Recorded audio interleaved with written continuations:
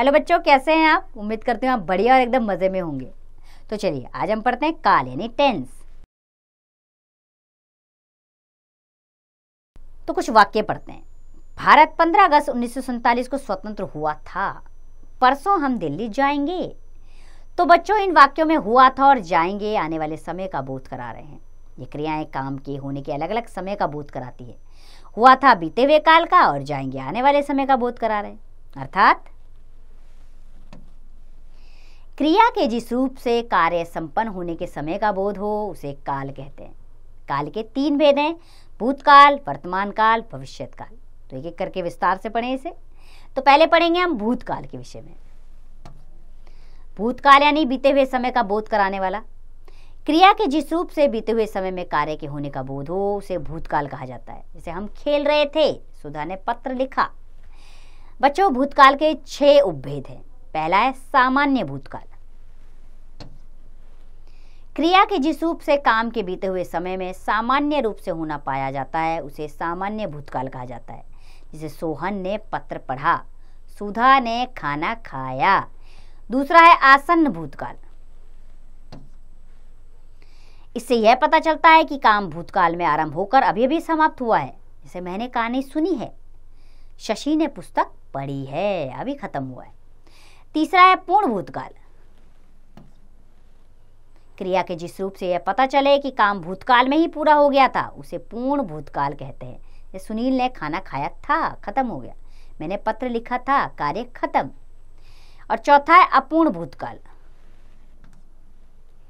इसमें यह तो पता चलता है कि काम भूतकाल में हो रहा था पर होने के समय का पता नहीं चलता। जैसे रोहन पढ़ रहा था, अब पढ़ रहा था कि अभी पढ़ रहा है नहीं पता।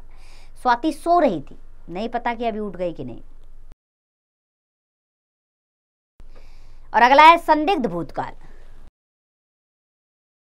जब क्रिया के भूतकाल में होने के बारे में संदेह हो तब वहां संदिग्ध भूतकाल पाया जाता है। जैसे बस चली गई होगी, उसने कहानी सुनाई होगी। और अंतिम में हमारा हेतु हेतुमत भूतकाल। जहां भूतकाल की एक क्रिया किसी दूसरी क्रिया यानी कारण पर आधारित हो वहां हेतु हेतुमत भूतकाल होता है। जैसे यदि वर्षा होती तो फसल अच्छी होती, यदि वे परिश्रम करते तो सफल होते। यानी कि पहला कार्य होता तभी पूरे कार्य पूरा होता दूसरा वाला। अब है अगला हमारा वर्तमान काल अर्थात प्रेजेंट टेंस। क्रिया के जिस रूप से काम के चल रहे समय का बोध हो उसे वर्तमान काल कहते हैं। जैसे मैं जाता हूं, वह पढ़ रहा है। वर्तमान काल के भी 3 मुख्य भेद हैं। पहला है सामान्य वर्तमान। क्रिया के जिस रूप में वर्तमान काल की क्रिया का सामान्य रूप से होना पाया जाए उसे सामान्य वर्तमान काल कहते हैं। जैसे मैं जाता हूं, सौरभ पढ़ता है। दूसरा है अपूर्ण वर्तमान।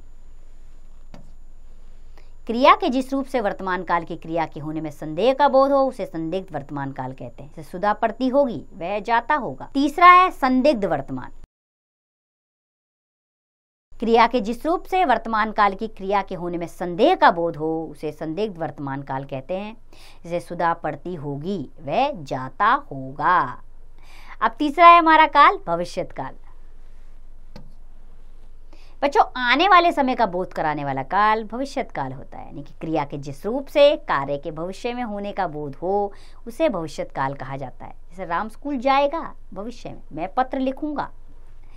भविष्यत काल के भी 3 भेद हैं। पहला है सामान्य भविष्यत काल। इसमें आने वाले समय में क्रिया के सामान्य रूप से होने का बोध होता है। जैसे वह आगरा जाएगा, मैं पुस्तक पढ़ूंगा, सामान्य रूप से। दूसरा है संभाव्य भविष्यत काल। जब आने वाले समय में क्रिया के होने या करने की संभावना पाई जाए वह संभाव्य भविष्यत काल होता है। जैसे शायद आज वर्षा हो, शायद वे आज आए, संभावना हो भविष्य में। और तीसरा है हेतु हेतुमत भविष्यत काल। जब भविष्यत काल की क्रिया दूसरे पर निर्भर हो तब हेतु हेतुमत भविष्यत काल कहलाता है। जैसे सुरेश जाएगा तो शांति होगी, दीदी आएगी तो जन्मदिन का केक कटेगा। आइए पाठ से संबंधित महत्वपूर्ण बिंदु जान लें। क्रिया के जिस रूप से कार्य संपन्न होने के समय का बोध हो उसे काल कहते हैं। काल के 3 भेद हैं: भूतकाल, वर्तमान काल और भविष्यत काल। जो बीते हुए समय में कार्य के होने का बोध कराए उसे भूतकाल कहते हैं। जो वर्तमान समय में कार्य के होने का बोध कराए उसे वर्तमान काल कहते हैं। और जो आने वाले समय में कार्य के होने का बोध कराए उसे भविष्यत काल कहते हैं। तो उम्मीद करती हूँ बच्चों काल आपको अच्छे से समझ में आया होगा, इसके भेदों की भी जानकारी हमें मिल गई है। अब इसका अभ्यास कार्य आप स्वयं कीजिए।